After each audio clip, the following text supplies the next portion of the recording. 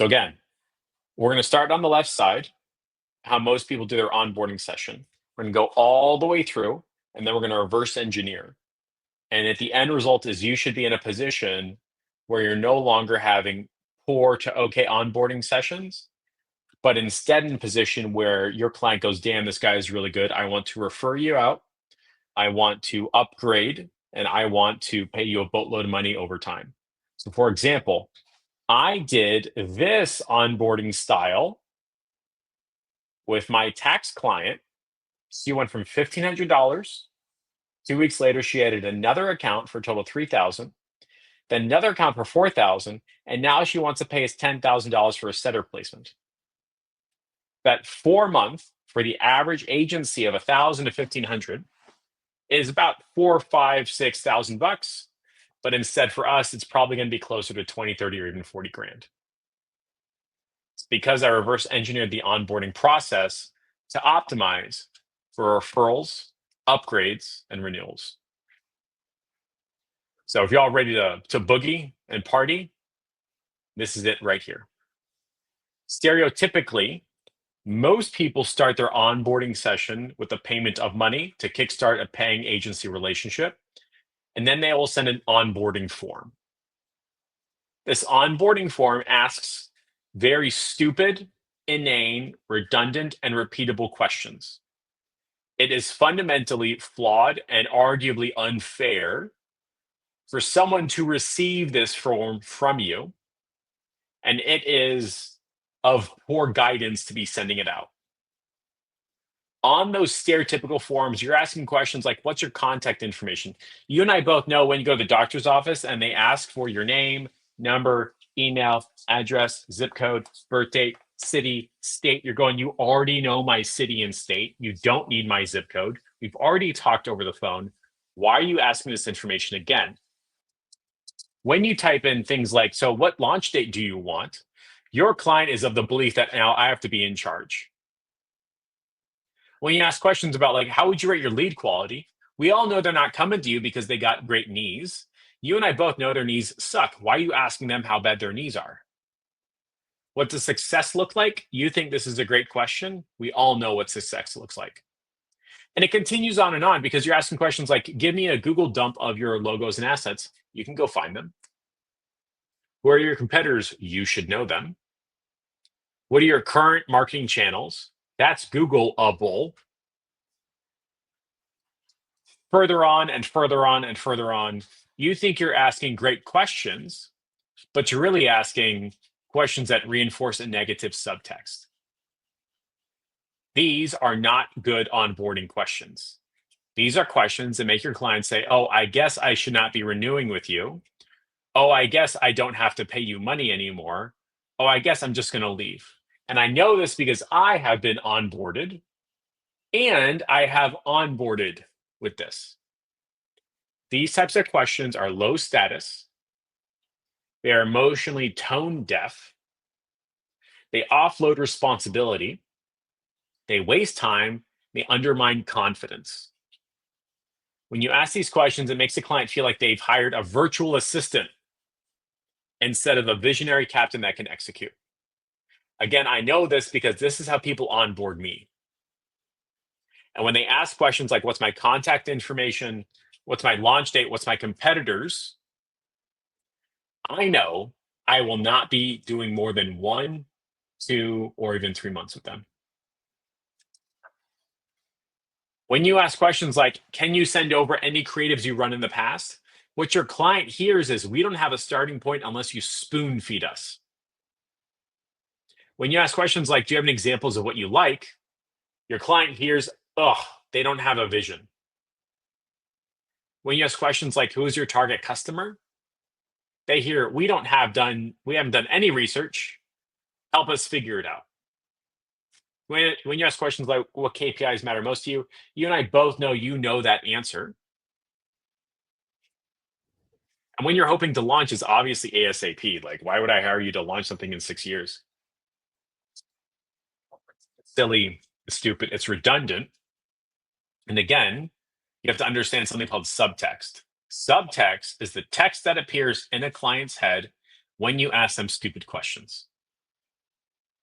When you have enough negative subtext, their brains are thinking,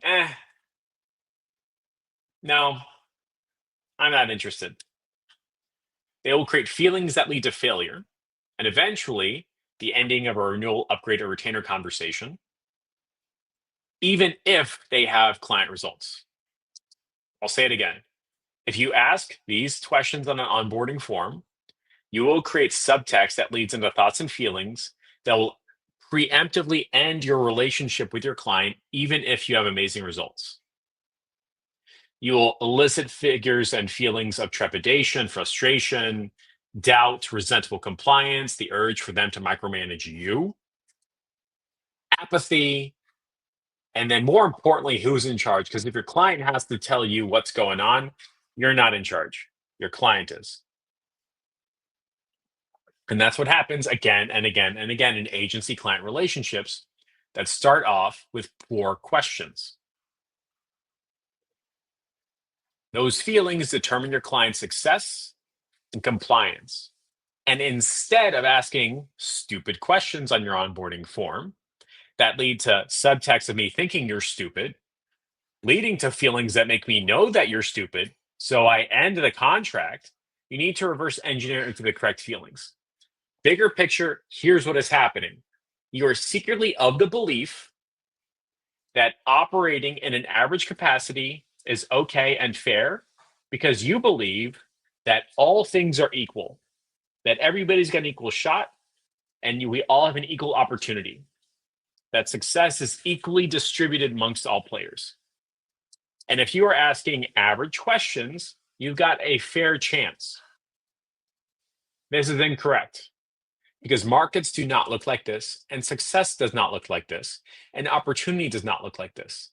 When you ask average questions, you are of the belief you are playing safe.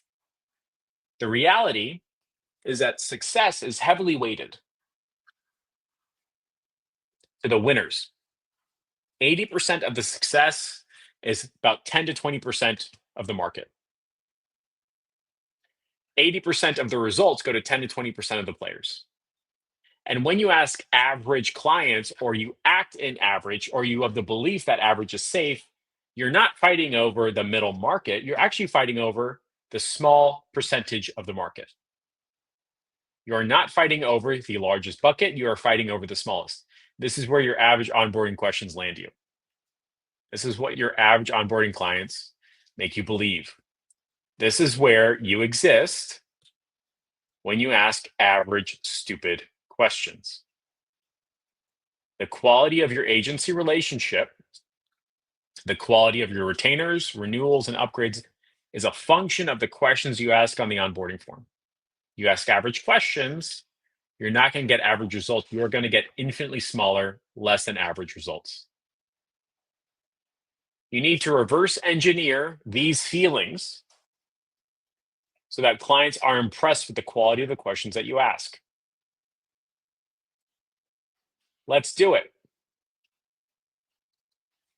First things first, you need to optimize and start with the highest dollar, highest, stickiest emotions and feelings, like relief that I'm here, like momentum and clarity. I finally feel like I know where I'm going. Prestige, I'm so happy Jeff took me on as a client. Intense interest in the journey. Courage, people that are rudders instead of boulders. Pride, and don't worry, we got this. The agency is leading. If your client has thoughts and feelings of this, not only will they stick around longer, but they'll actually leave you a testimonial on the onboarding session. How cool is that?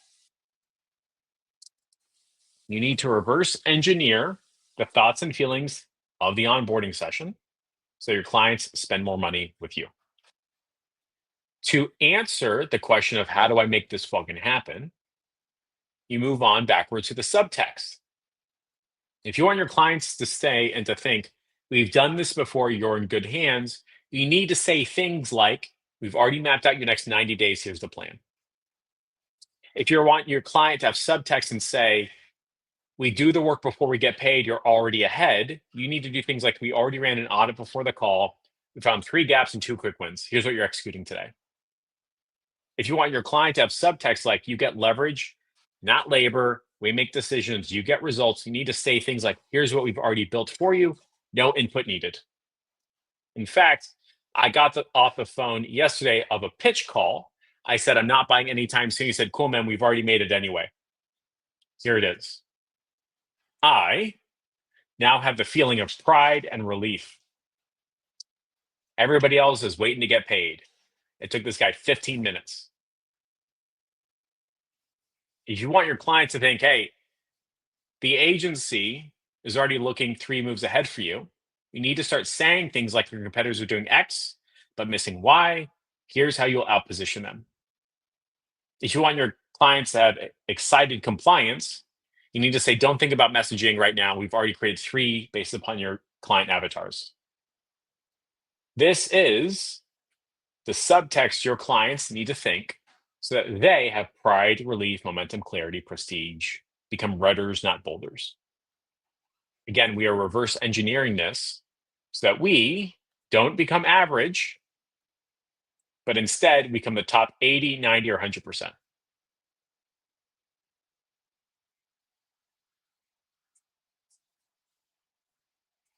This is how you look like a high status person, high status business, and then eventually deliver high status results. This is human being psychology 101, fellas. High status, emotionally aware, the ownership of responsibility, and adding time. This is what you need to be doing and giving the impression and example of on the onboarding session. You want to make the client feel like they have hired leadership and execution instead of another head that they have to manage. This is the biggest reason why clients, including me, end their contracts. It feels like I have another head to manage. It is irrespective of the dollars spent. This is why the phrase of the free intern got the better deal is true.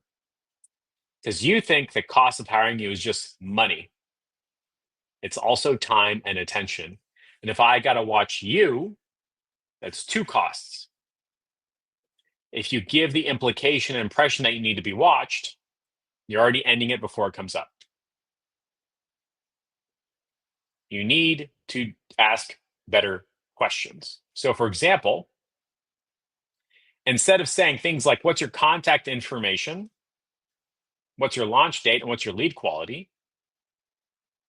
You need to give your clients a ranked choice of pre built assets. Here's 5 templates that already work in your industry.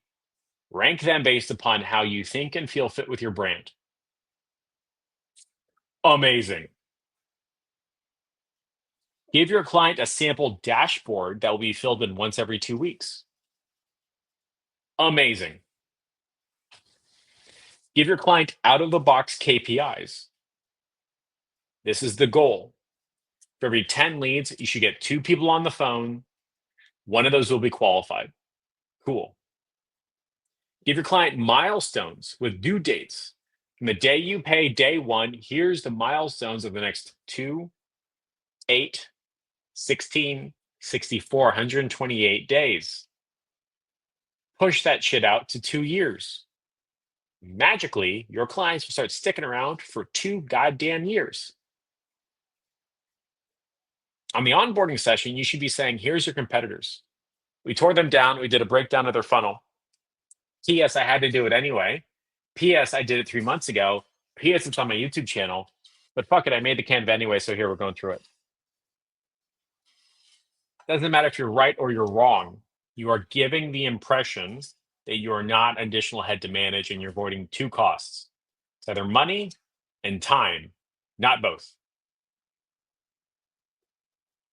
Tell them about the culture and the communication standard, how they will be spoken to, how they will be spoken at, what's appropriate for them to say and to not. For example, if you are a waiter and you're going to your head maitre d and you say table number 4 is missing bread and there's no bread, you're introducing a problem to your head maitre d. Instead, you should be saying, hey, table 4 is missing bread. There is no bread. I gave him fruit instead and gave him a $5 gift certificate. That is a solution. Now the maitre d simply has to say, great idea, or next time do something different. How many of you are telling your clients how to talk to you? How many of you are waiting to get talked to first? Give your client a list of quick wins for their database. Hey, here's 5 text messages and 5 emails that you can send right here. Most clients will make our fee back twice over. Give them a priority list based upon me and my background and everything that we've done for clients just like you. Here's a list of top 5 priorities. If you feel that there's something on this priority list that should not be there, you can swap it out, but we're only working on the top 3 out of these 5. We're not going to switch them around. You get to rank them. This is it. Thanks. And now your client is not talking to you about reviewing their sales calls, or they are. You should give your client a self-service AI assistant, which costs a grand total of, I think, $300 a month. Give your client samples, hooks, headlines, and tones for their video ads. Give them the top 3 client avatars and their psychographics and their selling points, their pain points. It costs 15 cents and 15 minutes to make this. More importantly, tell your clients what you won't do. How many people are telling that to their clients? How many people are going to their clients saying, hey, here's everything that we do? And how many people are saying, here's everything that we don't do? Why the hell not? See the difference? If you have an onboarding session that is like this, we're giving the ranked choice of pre-built assets, competitor teardowns, sample tones and hooks, out-of-the-box KPIs. All of a sudden, you are light years ahead of people asking for their contact information, light years ahead of people asking for their logos and assets, light years away from people saying, so what does success look like? This is the type of stuff you should be asking, because when you ask these questions, the subtext is much higher status, which makes people very happy to do business with you and immediately send referrals. When we went through this process with our most recent client, they came on board at $1,500 a month. That's after a $3,000 setup fee. And they immediately went from 1,500 to 3 grand to 4 grand. And now we're talking about a 10K setter placement. This is the type of stuff you need to be doing. These are the types of questions that move you over here. And now you're no longer fighting over 20% of the market. Now you're fighting over 80%. These are the types of questions you need to be asking to generate referrals, retainers, renewals, upgrades. And this is how you turn a $1,000 one-time thing into an immediate 2x, 3x, and 4x. This is the type of sales infrastructure that makes ads very easy to get an ROI on. This is the type of sales infrastructure and business infrastructure that keeps clients forever. This is what is missing. This works whether it's a done for you service or done with you service, a do it yourself service. This works whether it's stupid simple ads, a coaching program about stupid simple ads, or even an info product about stupid simple ads. It's all about asking the right questions to get the right subtext, get the right emotion, and then reverse engineering the correct emotions into the right subtext, to the right sentences, to the right deliverables. The challenge is that most people are accidentally of the belief that this requires a lot of work. That is also incorrect. Milestones with due dates are copy and paste. Priority list is copy and paste, copy and paste, copy and paste, copy and paste. 15 minutes, 15 minutes. Already built. Demo deck. It's the same for everybody. Same for everybody. You had to do this anyway. And this is in your assets file.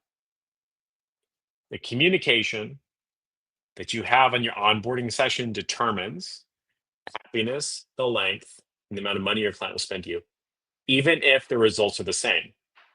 The difference is here, you ask questions that make them say, God damn it, I have to manage somebody else. Here, you're asking questions and delivering things that make them say, damn, I finally have relief. Somebody else is leading. I have courage. I have interest. I have prestige. And now I can be a rudder, not a boulder. Believe me, your client does not want to be in charge. They want you to be in charge. You can do that by doing this.